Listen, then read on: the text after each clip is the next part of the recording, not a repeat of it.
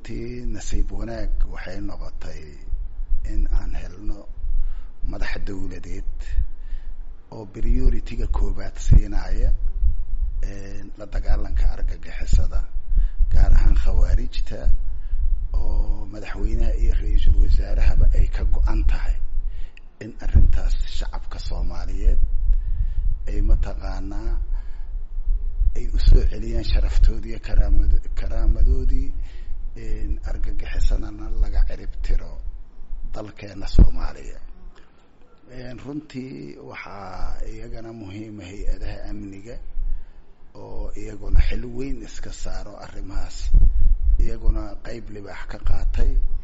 waxaa aad iyo aad mahadcelin iyaguna leh oo runtii aan doorkoodii qaatay ciidanka xoogga dalka Soomaaliyeed oo National Force-ga Soomaaliya oo laga rabay inay waajibka koobaad qaataan nasiib wanaag actionkii looga baahnaa ayay ku fuliyeen argagixisada.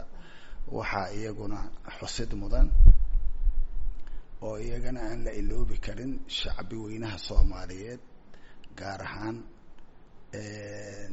dhalinyarada la baxay macawisleyda iyo hogaamiyayaashooda caalamka na gacan sii haya hadday tahay cirka iyo hadday tahay mataqaanaa dhulka wixii gacanna sii haya dawladaha caalamkana aadaan uga mahadcelinaynaa runtii taageera buuxda oo caalamiyahaan haysanaa.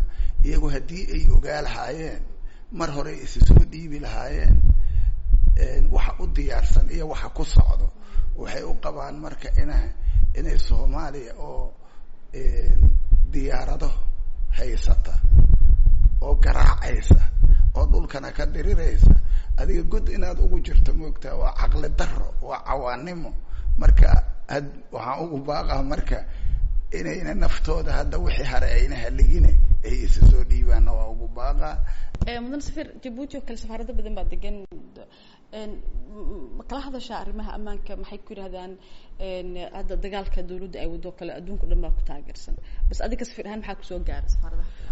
runtii safaaradaha iyo hay'adaha caalamiga ee halkan fadhigoodu yahay waa isoo booqdaan. hadda waxaa u dambeeyay maalintii dhaweeday safiirka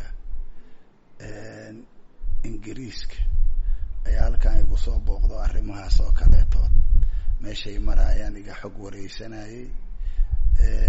waxaan kaloon booqanay oon anigu hadda booqday shalay iyo daraadba safiirada sida dawladda Morocco iyo dawladda Kuwait. mudan safir Djibouti waxaa jooga Soomaali badan oo qaxoontiya ka war kuwaas ma aragtaan safaarad ma yimaadaan wax ma idinka dalbadaan?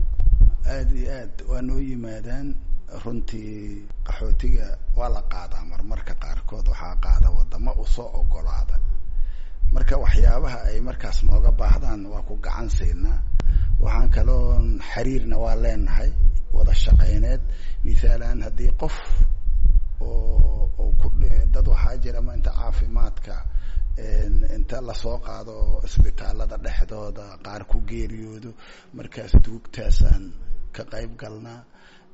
waxaan kaloon ka qayb galnaa burabaleemkii iyaga ay ka sheegtaan hay'adaha ay ku xiran yihiin hadday burabaleem ka sheegtaanna burabaleemkaasaan la xalinaa.